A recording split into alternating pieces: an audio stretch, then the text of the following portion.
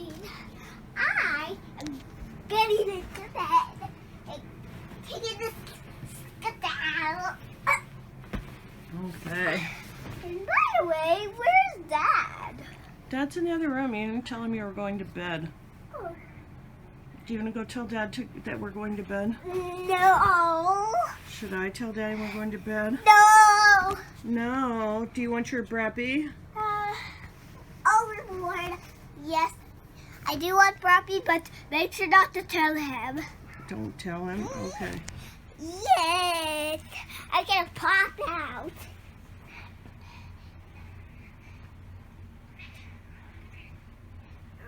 Ready for me to pop out? I'm ready. Hi guys. I'm thinking about Broppy. I'm gonna be right back with a book. Okay, that sounds good. Bye-bye. Bye-bye. Paul Bunyan. Okay, we'll do Paul Bunyan. Books are falling. Okay, well, put back what the books that are falling off.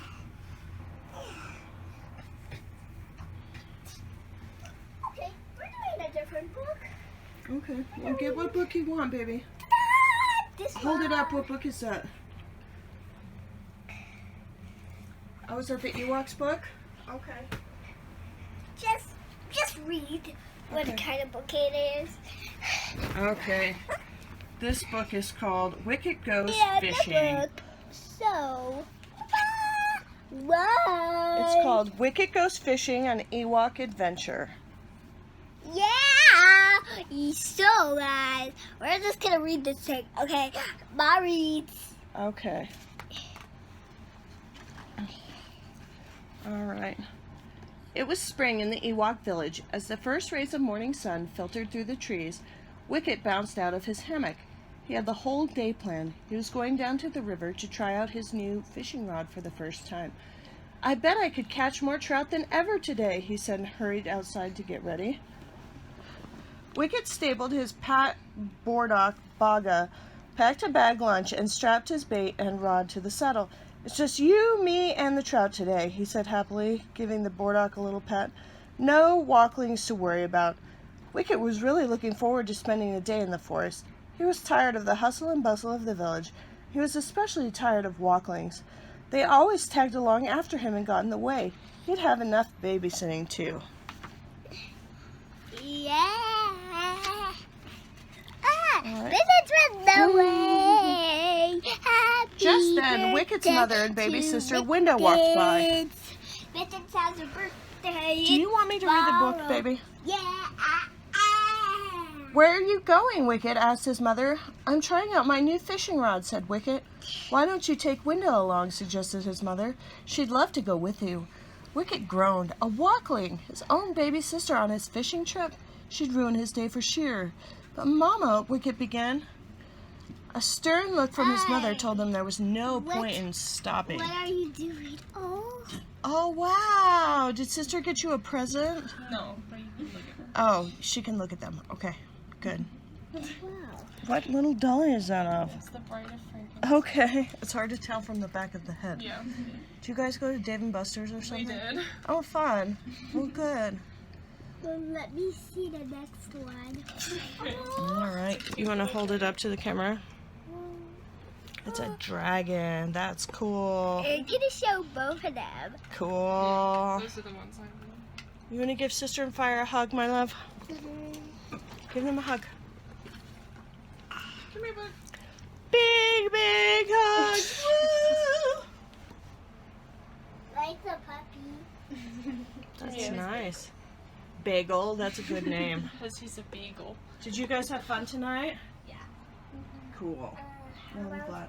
Let's show all the animals in this video. Can we see you in the video? I can't tell. Yeah. Dragon time. Okay, hold up the dragon. That's a cute little dragon. He's all plushy and round like a pillow pet. Cool. Alright. Does Sister and Fire want to sit and have book time with us? Or they have to go to night?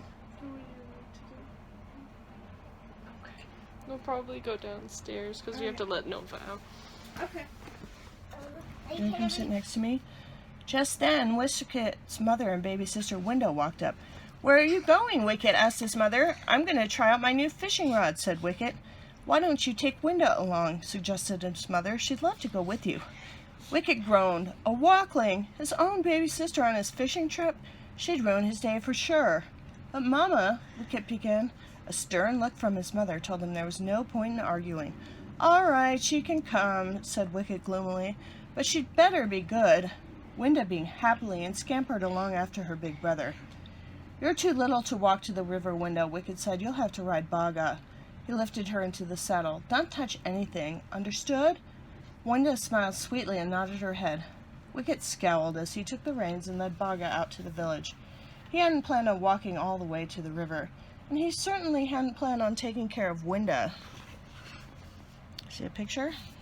Yeah.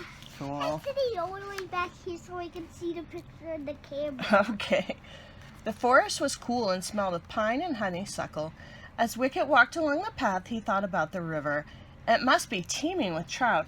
I sure hope the fish are biting today, he said. Just then, Window began to giggle. What's so funny, Window? Called Wicket. Window laughed and pointed to the path behind her, a trail of worms wiggling into the woods. Why don't you come sit right here next to Mommy? I gotta sit right here. Okay. Besides, My bait! Cried Wicket. How could you let them get away? You said don't touch anything, Window said, so I didn't. Wicket scowled. I guess I catch some more when we go to the river, he said. Wicket kept walking, and before long he noticed that Window was being awfully quiet. Too quiet. When he looked back, he saw she was fast asleep, her head resting on Baga's saddle. She can't cause trouble while she's sleeping, he thought happily. Soon they came to a small clearing. This looks like a good place for a picnic, said Wicket. But then he opened his saddlebags. He saw they were empty. Wicket searched frantically through each one for food he had packed. Fruit, nuts, sandwiches, and juice. Everything was gone. Window had eaten every last mouthful. I guess I can eat fish for lunch, he said with a sigh. See, that's the pictures. Do you see? yeah, I do. I do see that. Wicket tried to keep his eye on Window when she woke up from her nap. But then the trail narrowed and he moved ahead to clear the brush from their path.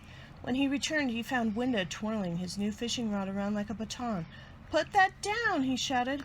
Window let go, and the rod came crashing down. It hit a rock and then fell into a clump of bushes. Wicket chased after it. He shoved aside the bushes to find the rod in pieces on the ground. Bad, Wicket, giggled Window. Mama said never to play in poison ivy.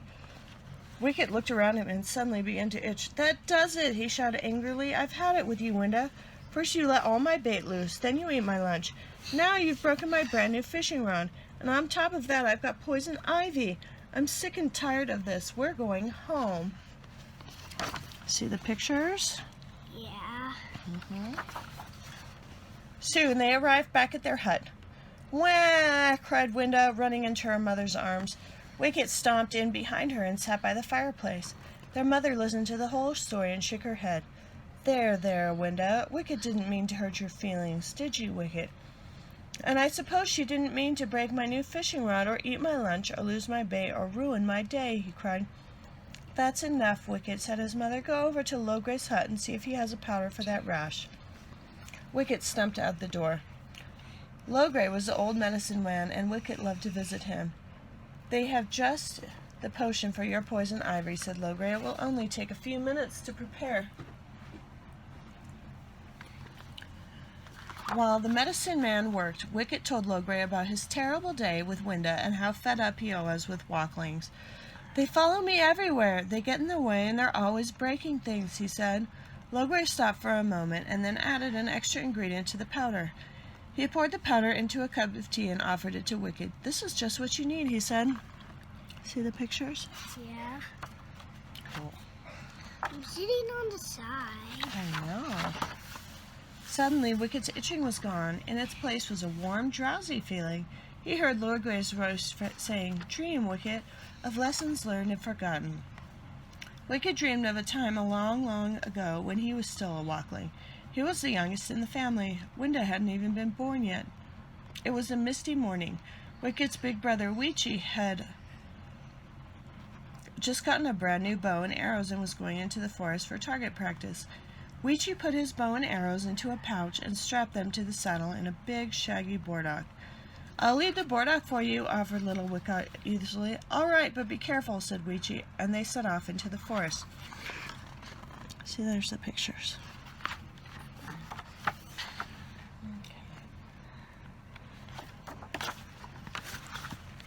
Wicket followed his brother up a steep rocky trail that ran along the side of a deep ravine.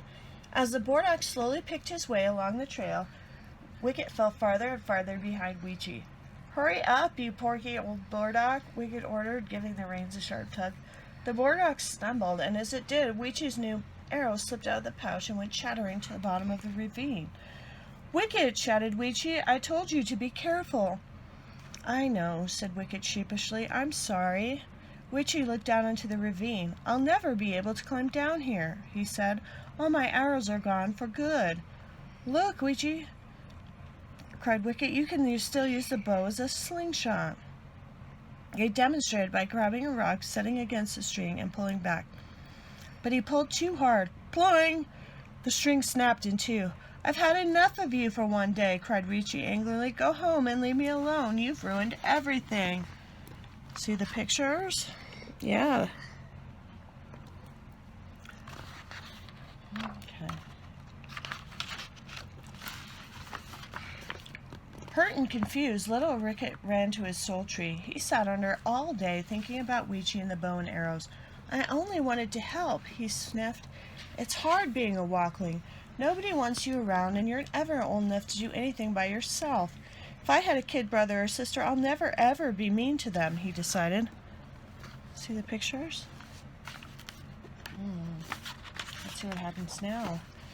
Suddenly, Wicket opened his eyes and looked around. He was in Logray's hut, holding a cup of tea. "I must have fallen asleep. I had such a strange dream." "Yes," said Logray with a smile. "I've got to find Winda," cried Wicket, leaping out of his seat. He thanked Logray for the healing powder and rushed to the door. Wicket ran all the way home. Wicket was smiling by her mother, having dinner. "I'm really sorry, Winda," said Wicket. "I wasn't very nice to you today." Winda's face brightened. "I didn't mean all those things I said to you. I just forgot how hard it is to be the youngest in the family." Winda threw her arms around her big brother and gave him a hug. See the pictures? It's nice. Late that night, when everyone had gone to bed, Wicket tipped over to Winda's hammock. "Are you still awake?" Winda whispered Wicket. "Uh-huh," she mumbled sleepily. "How would you like to go fishing with me tomorrow?" asked Wicket. The end. Did you like that book, River?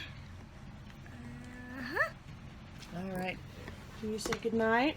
I'm gonna show them how much I drink. Sit up so you can show them.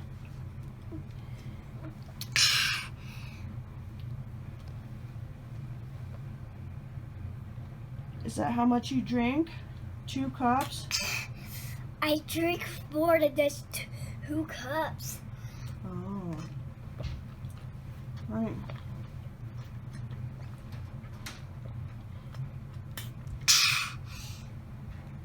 Alright.